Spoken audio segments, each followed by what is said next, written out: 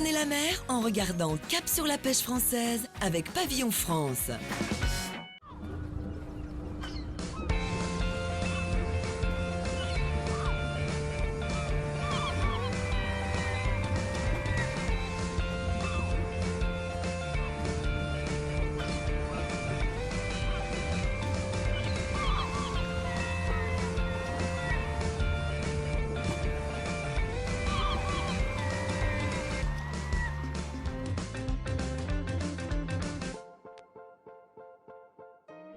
Bienvenue à Sète, la cité de Georges Brassens, qui est aussi réputée pour sa pêcherie au thon rouge. Plus de la moitié de la production française y est en effet capturée. Depuis 2007, le thon rouge fait l'objet d'un suivi très précis. La réglementation est très stricte, seuls quelques bateaux sont autorisés à le pêcher, comme le Panthère 3. Parti ce matin à 4h, il est revenu à midi et la pêche a été bonne. Renaud Fréjafond est patron pêcheur du Panthère 3, il a 34 ans et il pêche depuis ses 17 ans. Alors là, c'est la pêche du jour. On est rentré tout à l'heure. Il y a 14 poissons. En moyenne, c'est des poissons de 25-30 kg. Des thons pêchés à l'hameçon. C'est beau, hein? Ouais, c'est beau, hein? Une technique traditionnelle qui n'abîme pas le poisson. Il est dur. Vous voyez, il n'est pas mou. Il ne faut pas que le poisson soit mou. Et puis bon, là, c'est pas un poisson qui a été traîné. Il y a 5 heures en arrière, il vivait. Hein. Renaud pêche à la palangre, c'est le seul type de pêche autorisé toute l'année pour le thon rouge. On sort ou le matin ou le soir. Hein. On essaye de faire une prime, c'est ce qu'on appelle ou le coucher du soleil ou le lever du soleil. On cale une longue ligne, c'est avec des lièges pour mettre la ligne à une certaine hauteur. Et il est amarré au bout de chaque hameçon. On cale à peu près 500 hameçons, 600 hameçons en fonction du bateau. Hein. Et il est amarré au bout, une sardine, et le poisson vient, le mange, et puis ensuite après on tire. Une fois que le soleil s'est couché ou s'est levé, on prend, on attrape la ligne et puis on tire. On ne sait jamais ce qu'on va pêcher, il faut essayer de comprendre. Et c'est ça qui me plaît. C'est pas comme un filet où c'est qu'on cale et qu'il vient ce qui vient. Quoi. Là non, là il faut le comprendre, il faut... C'est de la technique et c'est ça qui est bien. Quoi. Et à chaque débarquement, c'est le même rituel. Là, je vais appeler les organismes compétents pour savoir s'ils viennent nous contrôler les poissons. Normalement, ils doivent venir. Et pour savoir si j'ai l'autorisation de débarquer ma pêche. Oui, bonjour madame. Je suis un navire Panthère 3, palangrier au thon. La pêche au thon rouge est très contrôlée. 4 heures avant chaque débarquement, le pêcheur doit prévenir les autorités de son arrivée. Bon, mais ça va, d'accord. Bon, mais je vais débarquer alors. C'est bon, on peut débarquer. Pas en autorisation. L'inspection au moment du débarquement n'est pas obligatoire. D'ailleurs, ce matin-là, elle n'a pas eu lieu. Mais la législation ne s'arrête pas là. Les quotas de pêche sont aussi très restreints. 112 tonnes sont allouées aux 25 palangriers sétois et ce tonnage est divisé en 2 catégories. 27,5 kg. Alors comme c'est un poisson qui fait moins de 30 kg, on est obligé de le mesurer pour voir si jamais il rentre dans le petit quota ou dans le gros quota. Voilà, il y a un quota détaillé de petits et de gros poissons, donc on est obligé de le mesurer à chaque fois. Si le poisson fait plus de 115 cm, il fait partie du gros quota. À moins de 115, il fait partie du petit quota. 121 cm. C'est un poisson qui fait partie du gros quota. Poids minimum du poisson, 8 kg. Le thon pêché à la palangre est reconnu pour sa qualité supérieure et il est reconnaissable à sa bague blanche. C'est pour montrer aux consommateurs que le poisson a eu une traçabilité tout le long de la pêche jusqu'à la commercialisation. Et voilà. Et contrairement aux autres poissons débarqués dans le port, le thon rouge ne passe pas par la criée.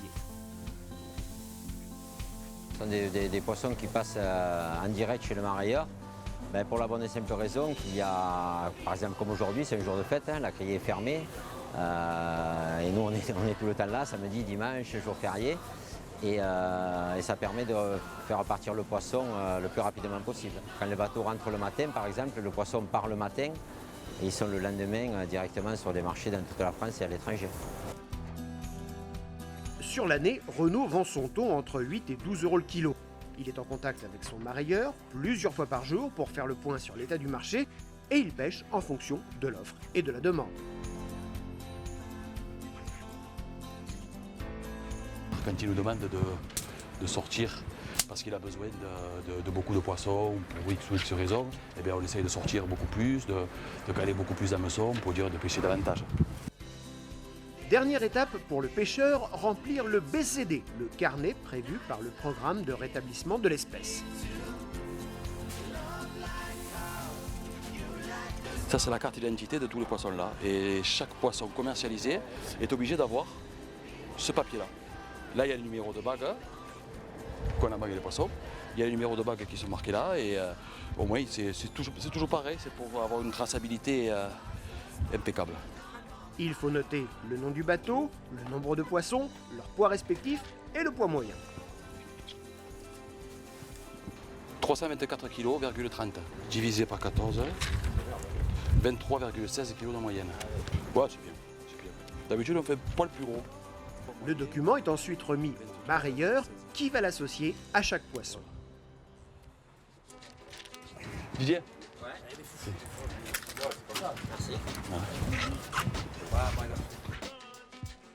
Palangrier, ligneur ou canneur, en France, 87 petits navires sont autorisés à pêcher le thon rouge.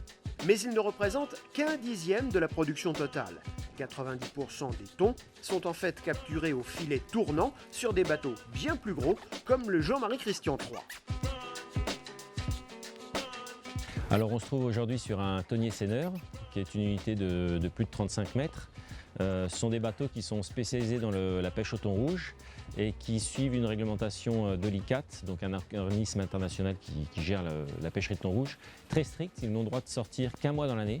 Sur ces bateaux, le poisson n'est pas tué, il est conservé vivant et transféré dans une cage où il est nourri et engraissé pendant quelques mois. En général, ce sont des bateaux qui pêchent des poissons de plus de 100 kg, voire 200, 250 kg. On compte 17 senneurs en France, les trois quarts basés d'ailleurs à 7. Dans quelques jours, les 15 membres de cet équipage partiront durant un mois en mer pour pêcher le quota qui leur est attribué.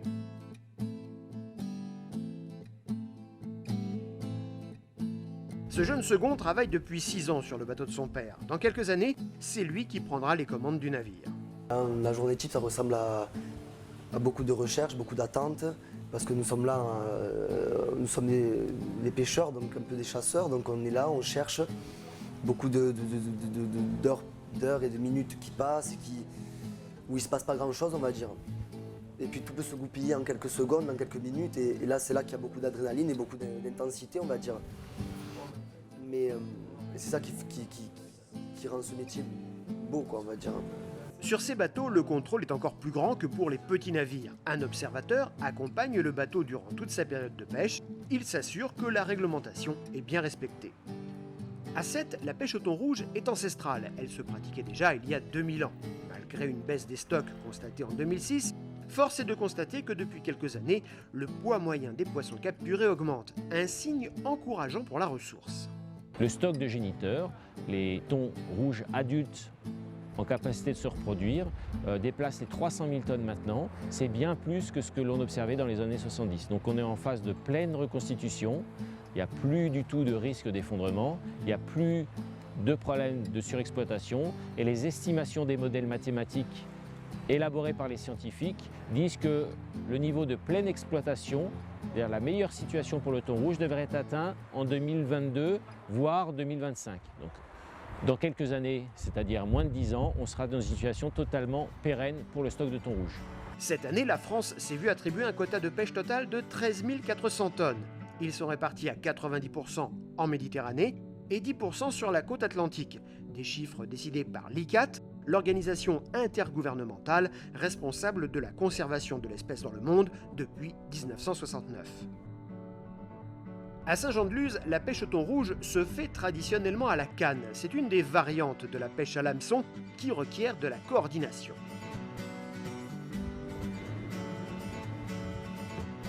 Quand moi je sens le poisson, j'ai un collègue ici qui est avec une épuisette, avec un petit gobelet. On jette comme ça au bord, là, le long, là, il est là, il jette le long, il appâte, et le thon il vient, il se rapproche.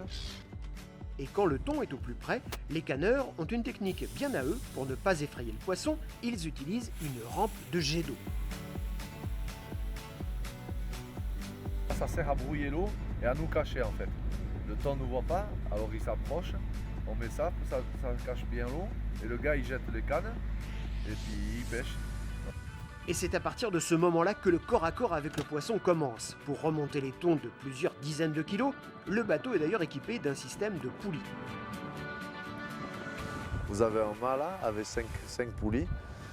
Ces poulies, on accroche des drisses, c'est-à-dire des espèces de cordes, qui sont accrochées directement à une canne, à chaque canne. Alors on a des cannes plus ou moins grandes. Si le thon est un peu plus loin, on met des cannes qui sont assez grandes. Plus le thon se rapproche, plus on raccourcit les cannes. Et ce bateau n'échappe pas non plus à la réglementation. Pour le thon rouge, voilà, j'ai la balise ici. Je suis surveillé 24 heures sur 24. Je sais, ils savent, le cross et tel, ils savent exactement où je suis. À la minute près. Ça s'appelle une balise CLS. Voilà, c'est fait spécialement pour le thon rouge pour pas qu'on fraude. Lui aussi doit remplir le carnet BCD destiné à l'Union européenne. Ce pêcheur basque dispose d'un quota de 18 tonnes cette année, une quantité qu'il pêche en général en juillet et surtout en moins d'un mois. Dans chaque port, c'est l'organisation de producteurs qui effectue la répartition des quotas par bateau. Tiens Philippe. Pouah. Et encore, j'ai pas le casque moi. Des chiffres qui pourraient augmenter dans les années à venir, car après les règles drastiques que se sont imposées les pêcheurs eux-mêmes depuis 10 ans, le poisson est de retour. Et aujourd'hui, on constate effectivement que les mesures de gestion portent ses fruits et qu'il n'y a plus aucune raison aujourd'hui. Bien entendu, il faut maintenir les systèmes de contrôle, il faut maintenir l'ensemble des mesures qui sont prévues et on y tient pour garantir que le stock. Mais aujourd'hui, on considère en tant que professionnel que l'on pourrait quand même augmenter le quota de thon rouge au niveau mondial et pour en avoir une meilleure répartition, puisqu'aujourd'hui les avis scientifiques sont bons et que les professionnels le disent eux-mêmes. Alors,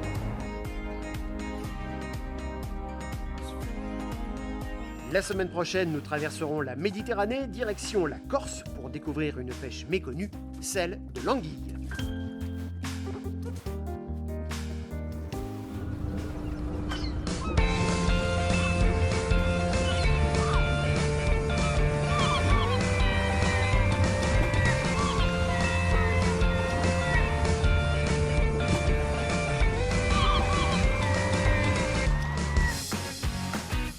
C'était Cap sur la pêche française avec Pavillon France.